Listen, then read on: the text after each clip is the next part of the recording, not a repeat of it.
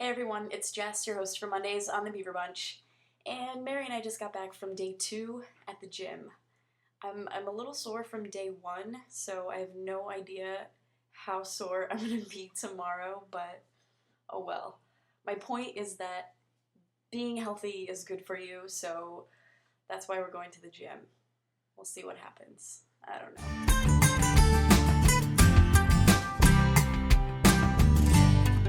Let's dive into some of these questions for the week.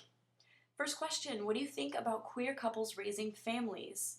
I think it's fantastic. I think that anybody who has the ability and the means and the sanity to raise a family, raise a child, I think that's great. I think it's wonderful, and I'm all for it.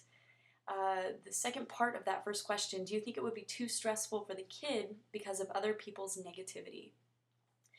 You experience so much, in your childhood, and there's so much that you have to endure. There's a lot of growing up that happens, and in speaking with people who have grown up with gay parents or a single gay parent, it's not easy. It's definitely not an easy life, but I think that as far as my own personal friendships that I have with people who have gay parents, those people are extremely well adjusted, and they were able to get past, any of the teasing that they had to endure while they were kids. So I don't think it's too stressful. I think it's just another part of life. Another question, do you think it's okay to get artificially inseminated? Would you do it? And do you think adoption is better? Obviously, I can't say, well, it's better to do this, or, you should go this route. I think it's relative to each person, and I know that that's something that I say all the time in most of my videos as far as opinion goes. But it's true. All of this is relative to each person involved. The couple, the single parent, anybody who's, thinking about it. Would I do it? I might, actually.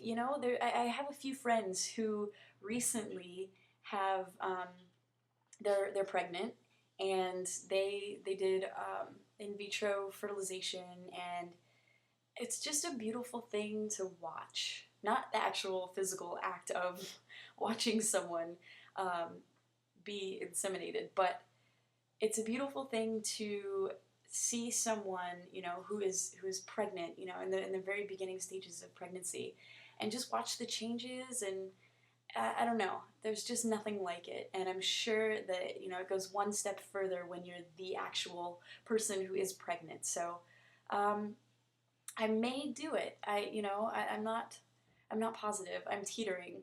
And when I was about 7 years old, I do recall telling my mother that one day when I'm older, I'm going to adopt a child. So I started out at a very young age talking about adoption, and so who knows? Maybe I'll do both. Sounds good to me. Somebody says, do you want a family someday? I think I answered that. Yeah, I would love to have a family. But I'm definitely one of those people that, based on how I grew up, I want to make sure that I am absolutely ready to have a kid. Sometimes it happens and you're not necessarily planning for it, and it might make life not as easy as maybe it would have been. So I think that I would prefer to be as financially stable as I can, and just prepare as much as possible. I know you can't always prepare, but I guess when you're a gay parent, you sort of can, right? Just a little bit more. Anyways, do you think children of same-sex parents can be just as well adjusted as kids of opposite-sex parents? I wish I had the statistic, because I hate saying things without having something to back it up, but there is a statistic that exists out there that says that children of same-sex parents tend to be, now this is a stat, it's not my opinion, more well-adjusted than those of opposite-sex parents. Now, there could be many factors for this. It could be, the area. It could be, the temperature, the climate. I don't know. So don't kill me for that stat. But yes, personal opinion. I think that children of same-sex parents can be just as well adjusted as any other kid.